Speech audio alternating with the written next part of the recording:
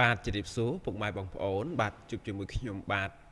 ម្ដងទៀតបាទថ្ងៃនេះគឺទាក់ទងនឹងការធ្វើម្ហូបដែរអញ្ចឹងខ្ញុំឲ្យខាត់ពេលវេលាយូរតោះរីករាយទស្សនាទាំងអស់គ្នា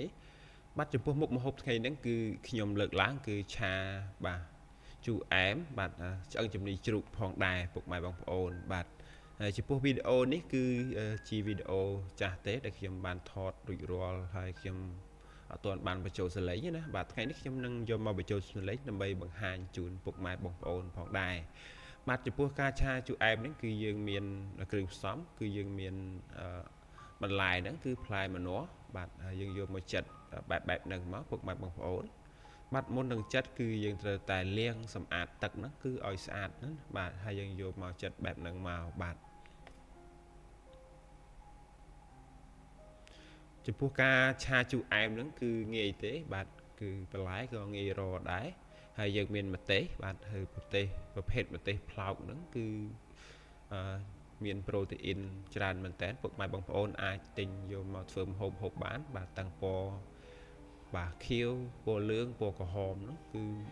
មានរសជាតិឆ្ងាញ់ដូចគ្នាបាទហើយនឹងប្រូតេអ៊ីនជំនួយដល់សុខភាពផងដែរបាទចំពោះប្រទេសផ្លោកគឺពុកម៉ែបងប្អូនបាទគឺចិត្តបែបណាគឺសម្រាប់ខ្ញុំចិត្តបែបបាទដូចមាញ់ហ្នឹងគឺចិត្តបែបងាយទេបាទហើយយើងមានខ្ទឹមបាទគឺប្រភេទដើមខ្ទឹមហើយយើងយកមកកាត់គល់ចេញមកហើយយើងហាន់ស្លឹកបាទជាចំណិតស្ដើងបែបនេះ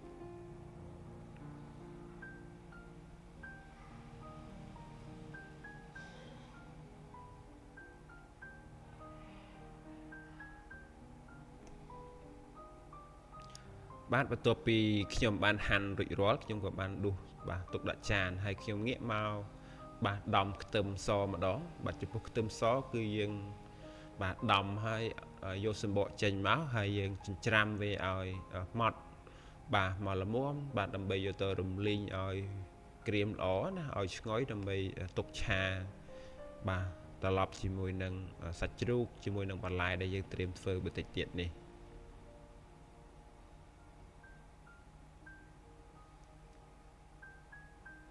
បាទហើយយើងមានសាច់ជ្រូកពុកម៉ែបងប្អូនអាចជ្រើសរើសប្រភេទសាច់មាន់សាច់អីក៏បានដែរយកមកឆាជូរអែមបាទហើយខ្ញុំប្រភេទរើសយកសាច់បាទឆ្អឹងជំនីជ្រូកថ្ងៃហ្នឹងបាទគឺខ្ញុំយកមកកាត់បាទកង់បែបហ្នឹងណាហើយបន្ទាប់មកតិចទៀតខ្ញុំនឹងយកទៅបំពងវាឲ្យឡើងក្រៀមអញ្ចឹងណាដើម្បីយកទៅត្រឡប់ជាមួយបាទបន្លែបាទបន្ទាប់ពីខ្ញុំកាប់ហើយបាទខ្ញុំដាក់បាទម្សៅបំពងបន្តិចបាទដើម្បីឲ្យបាទឆ្អឹងជំនីជ្រូកយើងទៅបំពងទៅវាអត់ផ្ទុះអញ្ចឹងណា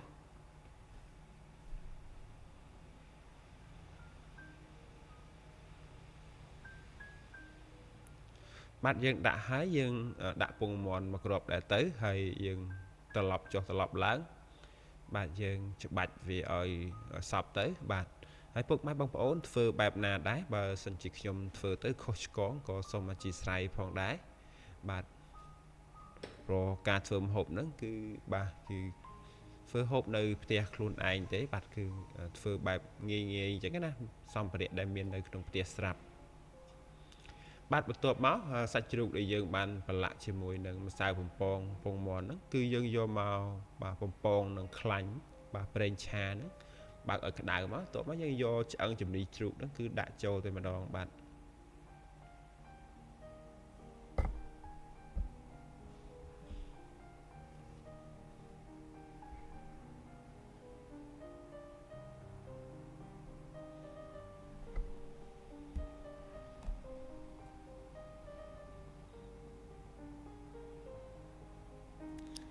បាទយើងបំពងហ្នឹងគឺយើងបំពងឲ្យឆ្អិនមកពុកម៉ែបងប្អូនបាទកុំឲ្យខ្លោចឲ្យឆ្អិនបាទចឹងពុកម៉ែបងប្អូនចំពោះនិស្សិតពុកម៉ែបងប្អូនឬមកក៏បាទនិស្សិតដែលឡើងមករៀននៅភ្នំពេញអាចធ្វើហូបបានបាទយើងទិញឆ្អឹងជំនីជ្រូកតិចតួចមកបាទយកមកត្រឡប់បាទឆាជូរអែមចឹងគឺមិនចំណាយច្រើនទេបាទប្រសើរជាងយើងទិញម្ហូបស្រាប់យកមកហូបបាទចំណាយគួរសមហើយមិនបាទល្អដល់សុខភាពដែរបាទ ពេលខ្លះបាទកន្លែងខ្លះគឺគាត់ធ្វើមិនសូវជាមានបាទសុខបាទមានន័យថាធ្វើមិនសូវជាអនាម័យទេបាទអញ្ចឹងចំពោះនិស្សិតបាទបងប្អូនដែលឡើងមករៀននៅភ្នំពេញអាចធ្វើហូបខ្លួនឯងបានដើម្បីសុខភាពខ្លួនឯងបាទហើយបន្ទាប់មកខ្ញុំក៏បានយកខ្ទឹមដែលខ្ញុំបានចិញ្ច្រាំហ្នឹងយកមកបំពងបាទជាមួយខ្លាញ់បាទឲ្យឈ្ងុយបាទបន្ទាប់មកបំពងឡើងឈ្ងុយហើយខ្ញុំក៏បានដាក់ទឹកប្រេងខ្យងចូលតែម្ដងបាទបន្ទាប់មកខ្ញុំក៏បានដាក់ទឹកម្ទេសចូលបន្តិចដែរបាទហើយដាក់ទឹកស្អ៊ីវចូលបន្តិចដែរពុកម៉ែបងប្អូនបាទហើយខ្ញុំដាក់បាទម្សៅស៊ុបបាទស្ករត្នោតពុកម៉ែបងប្អូនអត់មានស្ករត្នោតទេដាក់ស្ករសក៏បានដែរបាទខ្ញុំដាក់ប៊ីចេងផងដែរ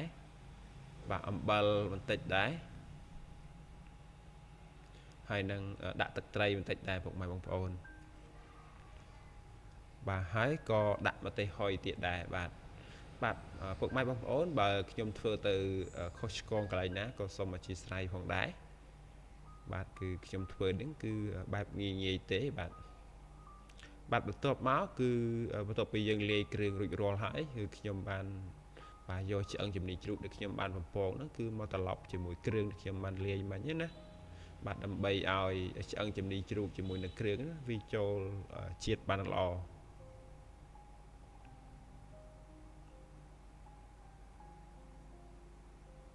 បាទបន្ទាប់ពីខ្ញុំត្រឡប់ហើយពុកម៉ែបងប្អូនត្រឡប់ហើយអាចដាក់បន្លែចូលក៏បានដែរប៉ុន្តែខ្ញុំដាក់ត្រឡប់ហើយខ្ញុំបានបិទគម្របទុកបាទមកសន្ទុះដែរដើម្បីឲ្យគ្រឿងវាចូលជាតិក្នុងសាច់បានល្អបាទបន្ទាប់មកខ្ញុំក៏បានដាក់គល់ខ្ទឹមចូលដើម្បីឲ្យបាទឆាជូរអែមរបស់យើងកាន់តែមានរសជាតិផងដែរបាទចំពោះឆាជូរអែមនេះយើងដាក់ម្ជូរអំពិលចូលបន្តិចក៏បានដែរមិនបាច់ដាក់ក៏បានដែរដោយសារបាទវាមានរសជាតិជូរចេញពីបាទបន្លែរបស់យើងខ្លះដែរបងប្អូនបាទតែពុកម៉ែបងប្អូនកុំភ្លេចដាក់ម្ជូរអំពិលបន្តិចទៅដើម្បីឲ្យវាមានរសជាតិជូរអែមអញ្ចឹងណាបាទបន្ទាប់មកខ្ញុំក៏បានដាក់បន្លែចូលបាទយើងមានខ្ទឹមបារាំងម្ទេសផ្លោកបាទមានពណ៌ក្រហមក៏បានពណ៌លឿងក៏បានដែរខៀវក៏បានដែរហើយនឹងផ្លែម្នាស់ផងដែរបាទបន្ទាប់ពីយើងដាក់ហើយយើងត្រឡប់ចុះឡើងមកបាទបន្លែកុំឲ្យឆ្អិនពេកបាទចំពោះការឆាហ្នឹងណាបាទត្រឡប់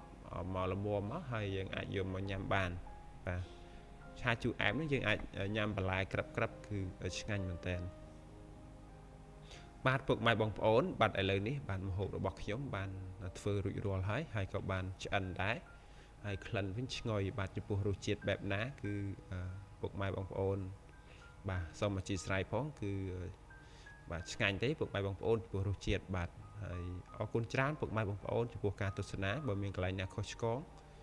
ក៏សូមអធិស្ឋានផងដែរដែលខ្ញុំធ្វើម្ហូបនេះវាមិនតំណងឬក៏ខុសពីពុកម៉ែបងប្អូនណាបាទសូមអរគុណច្រើនពុកម៉ែបងប្អូនជូនពរជួបតែសំណាងល្អផងដែរ